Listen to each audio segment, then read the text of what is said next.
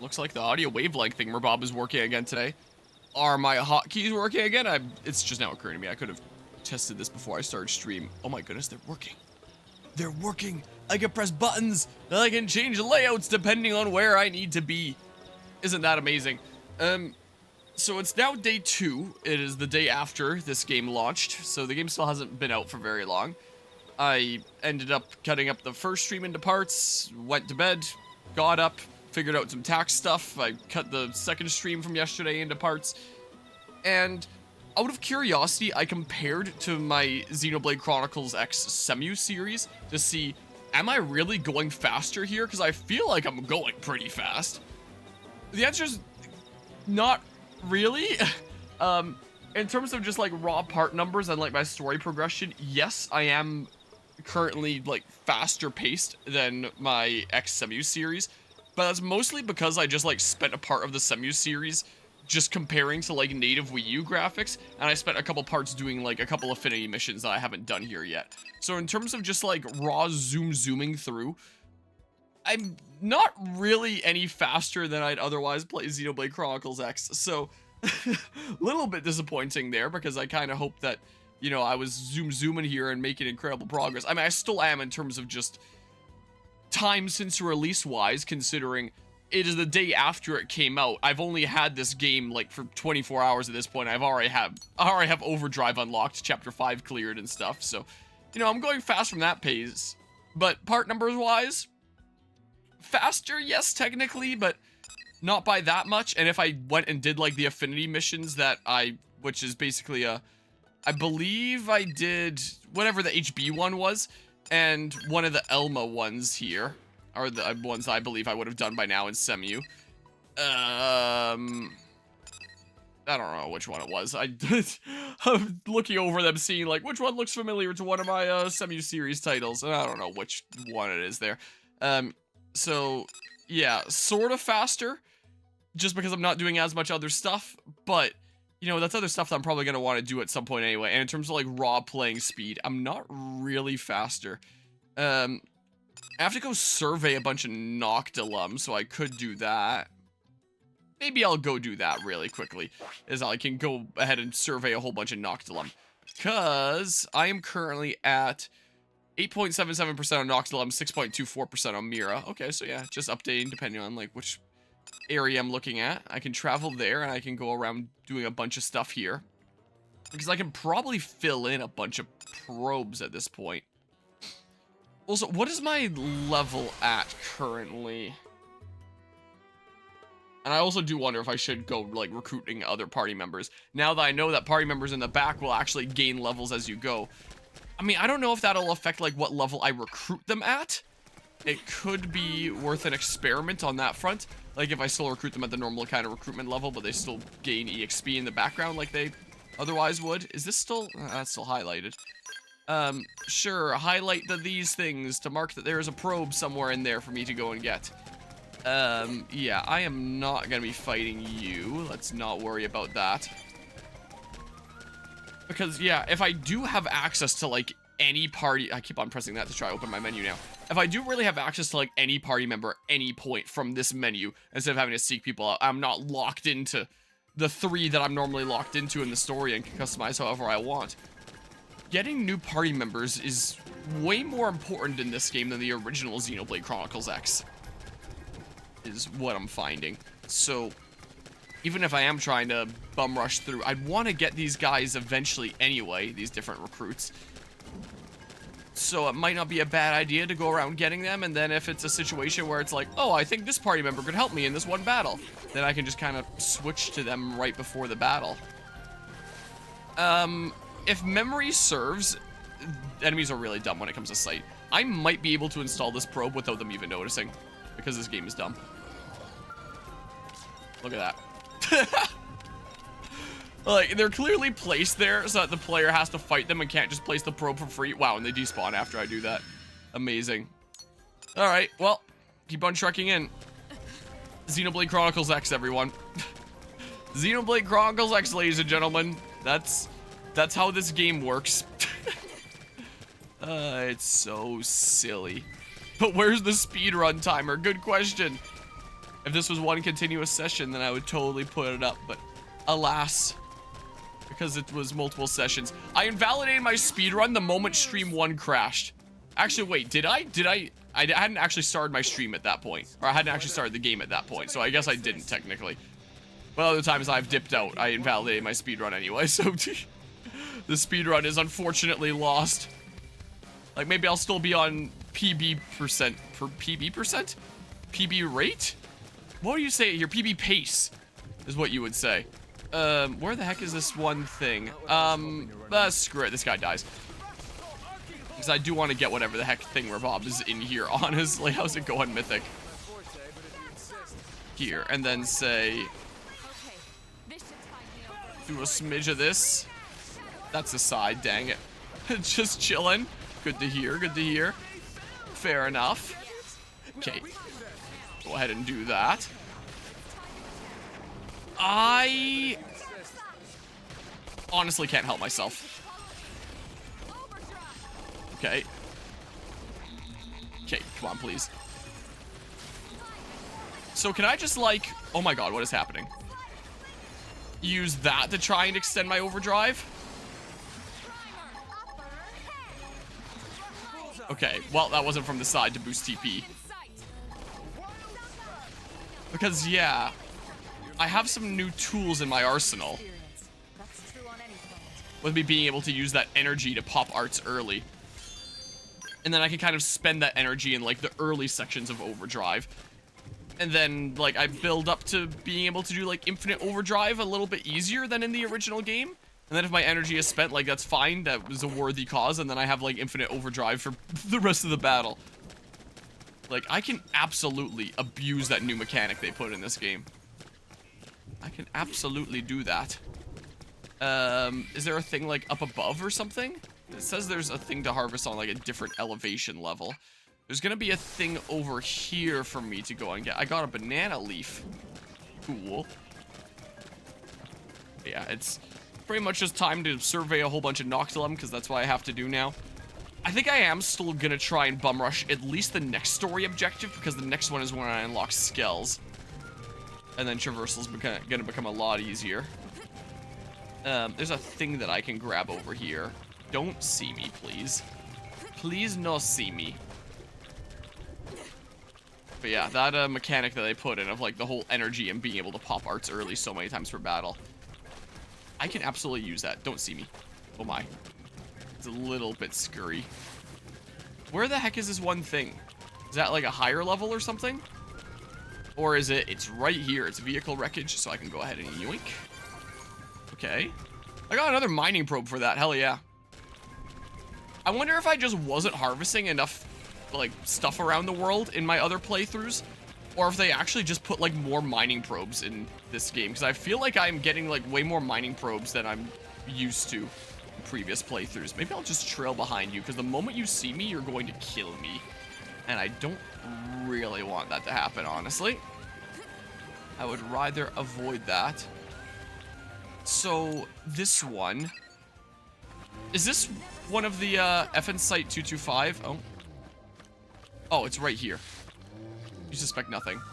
Okay, I can do it from right here. Hell yeah. FN Site 225. Done. This is random, but I was playing Forza Horizon 5 recently. I won an electric car race car in the game. Oh my god. I'm allergic to electric car races, I guess. Won an electric... it's not an electric car race. Won an electric race car. My god. Swapping the two words around in my head completely changes the meaning. Gave it a Duracell battery livery, because I thought it was funny. A Duracell battery, like, name or something like that, I assume. I don't know what this actually means, otherwise I'm sorry to say. But something related to a Duracell battery, because it's funny electric car things. Whee! And when it comes to vehicles, I, at any time now, could put, like, the summer tires on my car and have my vehicle be usable again. Which isn't a bad idea, because I have a couple places that I need to drive in the next couple days, but I just kind of wanted to wake up and go do more Xenoblade Chronicles X. And now here I am. But I should make my vehicle actually usable again. It's not a bad idea at all. Not remotely a bad idea. Decompose up. What? Whatever the heck. May as well go get this site. Is what I may as well do. There we go. Yeah, so that's not a fast travel point or anything. I know some landmarks are fast travel points, so I was just curious if these encampments might potentially be ones. Is this one of the trees that I can climb? Livery kind of refers to paint job or rep on a vehicle. Okay. Specifically on sponsored race cars. If you look up Gulf Racing, Google will actually autofill livery since their teal and orange liveries are quite famous. Oh. Hope I'm pronouncing that right, because yeah, that's the first time that I've heard that term. Guess you learn something new every day and all that. This is the new thing that I have learned. Yeah, I'll ignore those guys for now. Just kind of leave them be. There's a thing that I can grab over here. They're not hostile. You are, but I'm not going to get close enough, I don't think. Okay, there we go.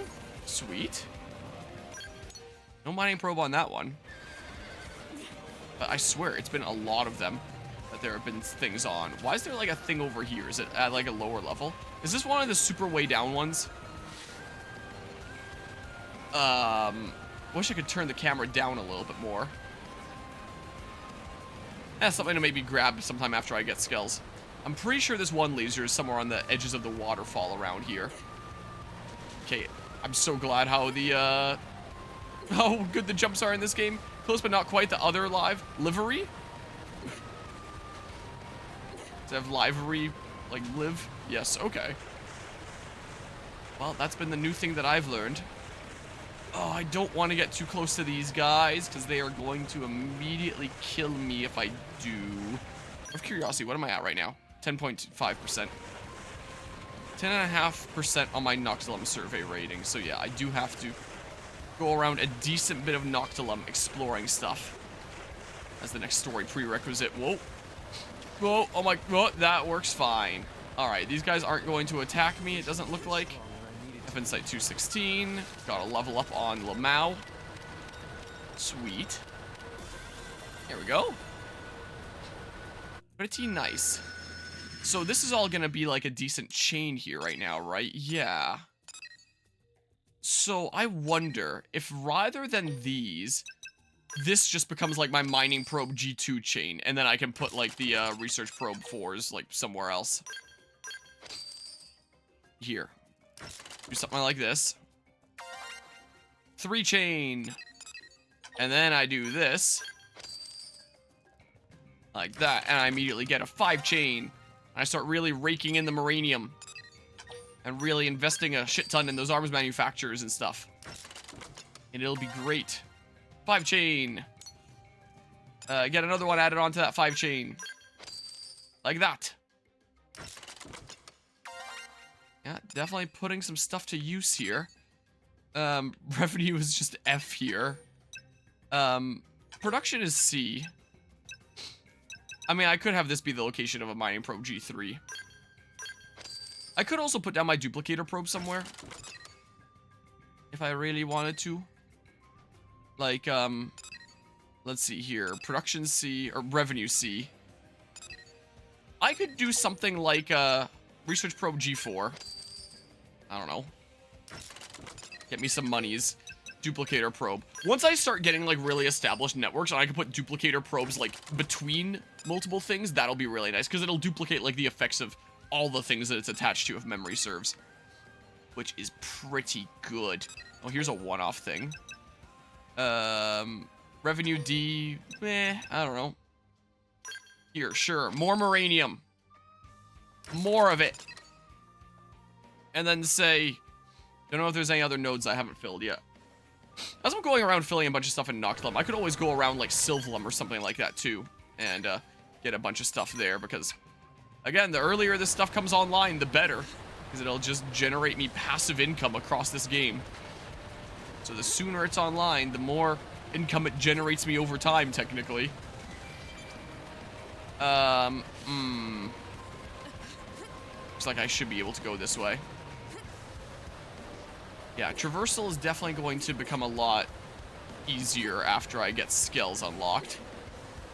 So maybe I should do the stuff that I need to unlock chapter 6 and then do chapter 6 and then do like the skill exam, and then after I've gotten skills, then I go around getting as many probe spots as I can get. Because then, that was a thing that I needed for surveying. Nice. Because at that point, I should be able to get every probe spot in the game except for the, yeah, I think the one laser is somewhere over there. Except for the ones that require stealth flight. That's why I should be able to. I believe this one is low down. So let's go and get it anyway. Man, if this was first person, I was playing in VR or something, that would throw me off so much. I am very much not a adrenaline-seeking kind of person by any means. Like, even just looking in game while it's going on, it makes me very slightly dizzy. Not too bad, but a slight effect. That never really used to happen to me as a kid, but nowadays as an adult, like, I kind of find that if there's something like that happening in a game that I'm playing, I find myself getting a little smidge dizzy. So one of the things that has changed with age, I can't switch my weapons while I'm in water. That's interesting. There's a thing over here I could go and grab, so I think I'm gonna do that first. I've been tempted by the loot. I'll find a way up. Took me a little bit longer. Okay. Because what if this is something really good? Just don't kill me and make me go all the way back to the last effing site that I was at. Because that would not be good. Loathsome blob. Yoink. Okay. Well, more credits, more experience. Can't go wrong with that. But now that I'm getting like so many probes from all these harvestable things, I keep on having it in the back of my head like, what if it's a harvestable thing? I'm kind of treating it like Fire Emblem level ups, like as I've been playing a bunch of Binding Blade recently, where if it's like a +1 or a +2, I'm just like, oh my god, that friggin' sucks. If it's a +3, I'm like, okay, I'll take it, I guess, especially depending on what it is. And it's only if I'm getting like a +5 or 6 that I'm like, ooh, like actually hyped and stuff, you know? That's how it's kind of become now when it comes to looting all this stuff with the, with this game, expecting mining probes and stuff. That's kind of the way it's becoming. Yeah, this is on the lower level here. Yeah, take a little bit of damage from that. And one of these caves around here is one of the, like, super crazy strong bosses that gives the drop of the sword that I'm gonna want at the end of the day. But he's like level 80 something. I'm not gonna be able to fight him for a decent while.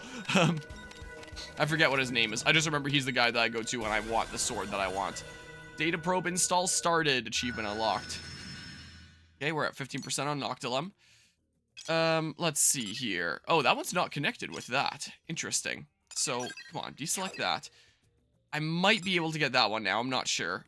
I'll go for this one for now, I think. Is what I think I will do here. Get a little bit of a network. I'll probably just get up to the 20% that I need. Wait, did I just get a storage probe? As a, Oh. Huh. Interesting. I think that there definitely are more probes that you're given in this game compared to the original, considering, like, the whole bonuses for surveying stuff. Can I check the, map legend, find self, region intel? Where can I check the, oh, survey rewards? Why? Yeah, storage probe, credits, energy clip, personal patch. What?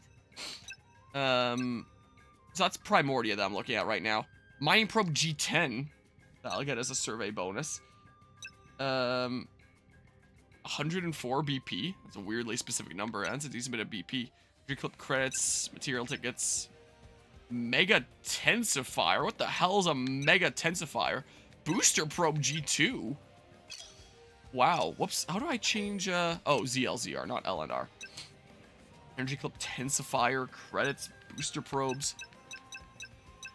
Man, there's really good stuff in this game for, like, surveying. Surveying in the original game just kind of felt like, oh yeah, it's just kind of completion bonus for the sake of getting that. There's, like, actual really good stuff in this, and, like, so many probes and things, too. And again, like, I could be losing my mind, but it feels like the amount of probes that I'm getting from just the stuff that I'm harvesting around the world seems to be a lot more common than in the original game. Like, it would happen from time to time in the original game, like you harvest a thing and get a probe. But like, that would be such a small fraction of the total probes in the game. Most of the probes would be like story missions or Kirsty's missions and stuff, is what it would typically be. Whereas just like, there's an odd few here and there around the world if you harvest the right things, but not a massive ton, is what my memory is telling me here. Like, I could be wrong, I could be going crazy, but the fact that I'm getting so many from harvesting stuff around the world, plus there's ones for like survey rewards now as new additions to this game, I think there's a lot more probes just in this game now, which is honestly a good thing. And it should make things a little bit less painful when you have like the story requirements of get this much uranium generated per tick, and you have to figure out with your extremely finite amount of probes what exact combination you can do with your duplicator probes, booster probes, your mining probes, in order to get that amount of uranium that you need per tick. And I, and probably a lot of other players, just needed to like Google it to find like an optimal way to do it. But if you just have like more to work with and have more options, it shouldn't be as painful, I guess. And you should just be able to have like more creativity with your network when you have more options, I would imagine here. Mining probe G2. There we go, so I've got this network of 9 now. Okay. Okay. So then maybe I make a beeline for this one? Is what I do. I'll harvest this thing while I'm over here. Like, there's a lot more stuff in this game in multiple ways. You've got, as I found out, 2 new playable characters. You've got like a new epilogue story that I assume will start like right after I finish the main story. There's new skills, a couple new outfits, and you're just getting like more items that you can play around with. There's more rewards to like actually drive you to try and complete the survey rate. Because yeah, before survey rate was just like, yeah, complete the requirements for story missions as needed, and just like your general map completion for like the satisfaction of that. But actually having like other rewards that comes with it, that feels nice. Like, this is definitely the superior experience over the Wii U version. I do still think that there is a couple ways that the Wii U version is better. Like the fact that you can have like the long-haired younger guy. Like, I'll always draw attention to that. And just having like the map on the Wii U gamepad and being able to tap and fast travel whenever you want, I do think is a little bit more convenient than everything being on the screen in front of you. Like, I know of course they couldn't do something like that on the Switch version here, but part of me did actually like that convenience. I feel like a lot of Wii U games just are really pointless when it comes to how they handle the gamepad. A lot of things were clearly designed for other platforms first and foremost, and then were brought to the Wii U, and they were like, hey, let's do this for like the uniqueness, I guess. Like, take Assassin's Creed Black Flag, for example. They were like, oh, well, it's not really made for the Wii U, but since we have a Wii U version anyway, let's go ahead and have the map and your health bar be on the Wii U gamepad. But that's really friggin' annoying, because your health bar is down there, and anytime you want to check what your health is, while in other games you just be able to look to like a side of the screen, like glance your eyes over like that. And I see Black Flag on the Wii U, you have to go like, and so I just never really looked at my health like at all really when I played Black Flag on the Wii U. I didn't even realize that I had a health bar for a long time. I thought I was playing like Last of Us Grounded mode, where I just didn't have a health bar and I just had to kind of reason it out, is what I thought the first time that I played Black Flag. And they figured since you have a map on like the Wii U gamepad that you don't really need a mini map in game, if memory serves here. So the other versions of Black Flag would have a mini map on screen that you can quickly glance over and see generally where you are. But you didn't really have that in Black Flag on the Wii U, and so I never really paid too much attention to the map. Sometimes I would look at it, but you know, it's a little bit of extra effort compared to just like a glance. Whereas with Xenoblade Chronicles X on the Wii U, it would still have the mini map like on screen, like what we have here, that you can glance at and be able to like quickly tell like what's going on around you, and like the immediate information that you need. And of course your health bars and stuff are on screen. It's not relegating stuff like that to the Wii U gamepad for the novelty or anything. These guys have some sort of thing that I need, so they must die. but it would have like the big map. So it's like you keep on looking ahead of you for like the immediate information.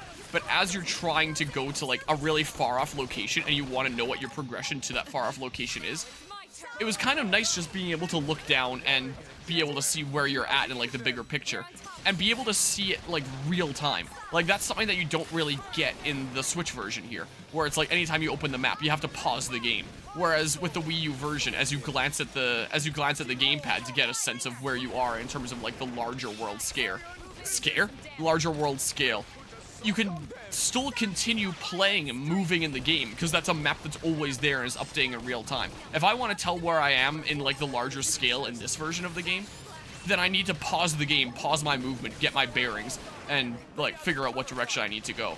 Whereas Wii U version, like I can keep on running forward while I'm looking at the map and see like how my cursor is moving and see like, oh, it looks like I'm not quite going exactly the way that I need to, like I'm a little bit off course.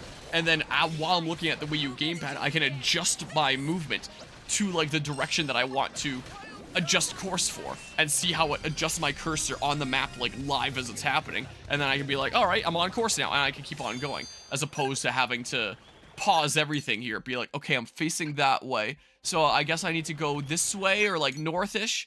Okay, that looks a little bit right, but I guess a little bit more true course would be something like this.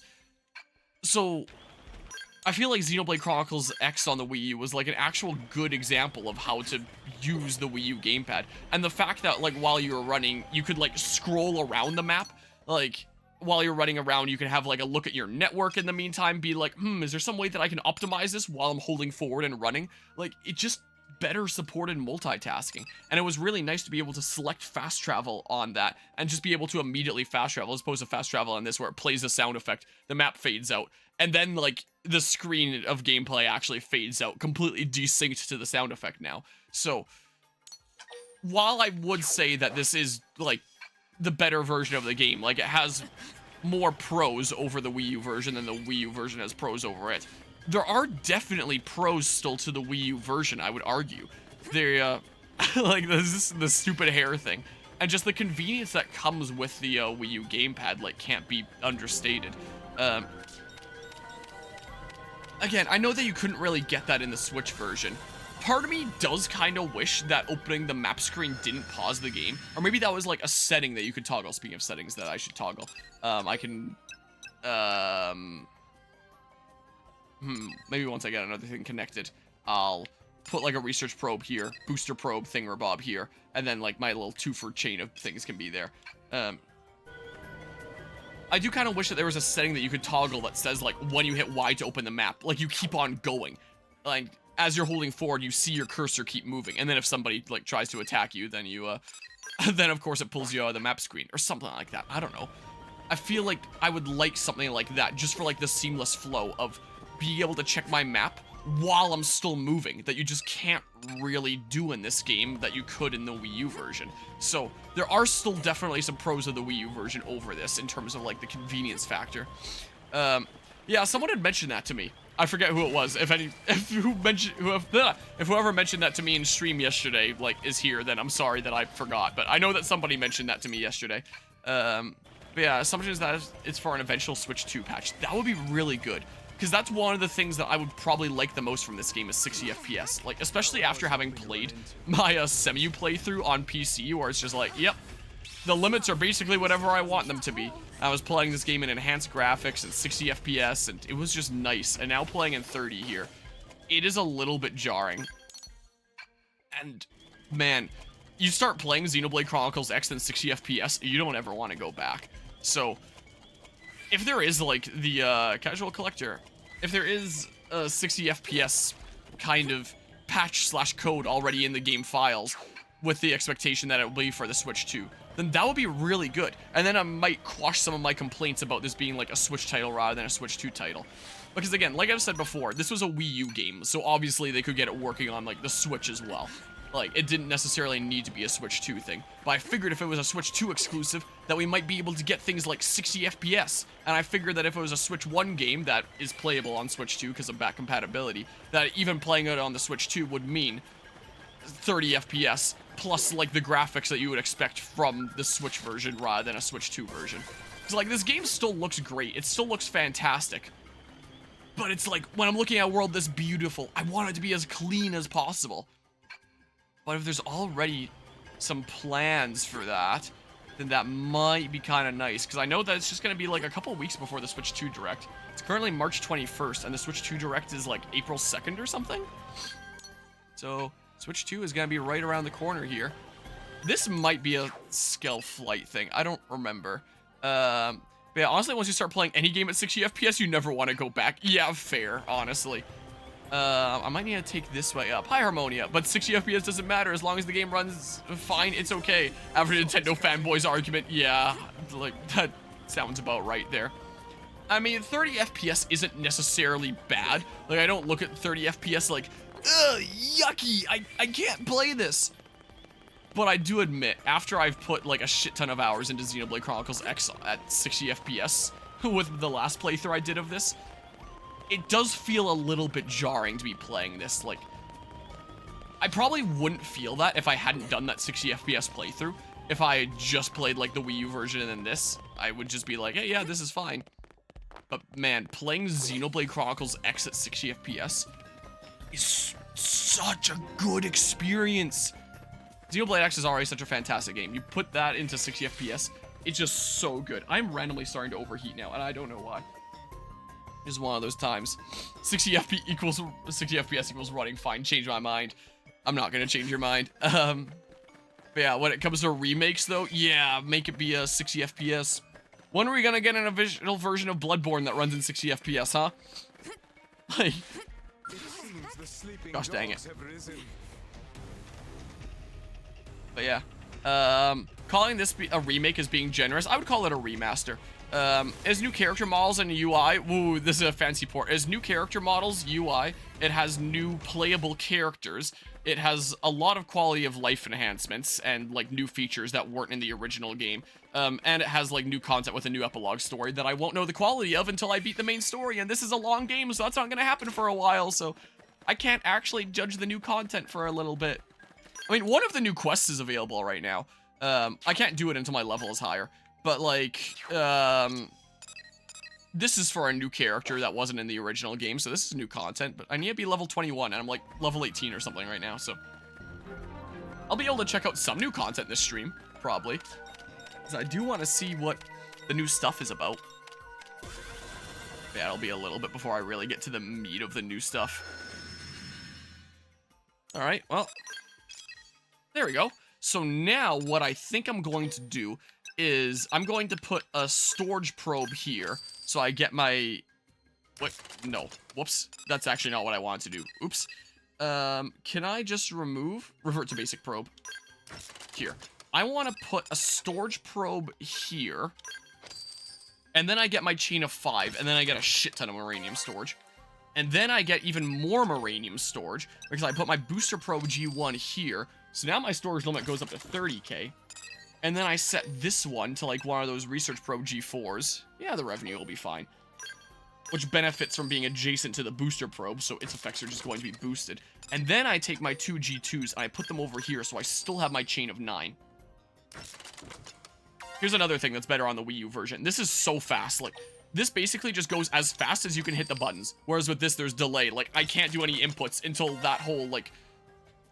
6 or 7 second thing is through, and it's a little bit tedious, especially when the time comes that I'm gonna want to like go across my entire network here and redo everything.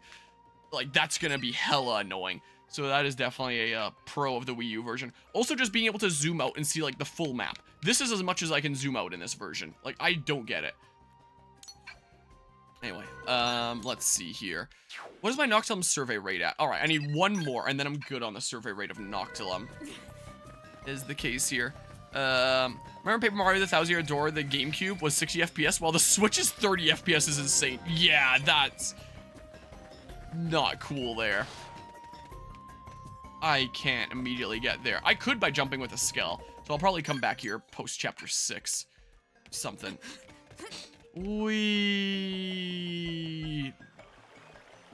Yeah, remember when game developers actually made their games from scratch instead of calling Epic or Unity? Yeah, or Unreal. Epic owns Unreal. Oh, interesting. Things that I should have known, but I haven't. Yeah, I never really would have paid much attention to like FPS as a kid. Like it matters a lot more to me as an adult nowadays, where it's like I can actually notice the difference in the FPS and really appreciate what a different game feel it has. So I mean, when I played Paper Mario: The Thousand Year Door on the channel with the Switch version, it didn't feel like all that bad off to me, because I guess I wouldn't really have noticed the FPS playing as a kiddo. But if I had done a Paper Mario: The Thousand Year Door playthrough before the remaster came out, like I was planning on doing before it was announced, and played that on PC and played it in 60 FPS and then gone to the Switch version and played in 30 FPS, I definitely would have felt it, because I'm definitely feeling it with this game.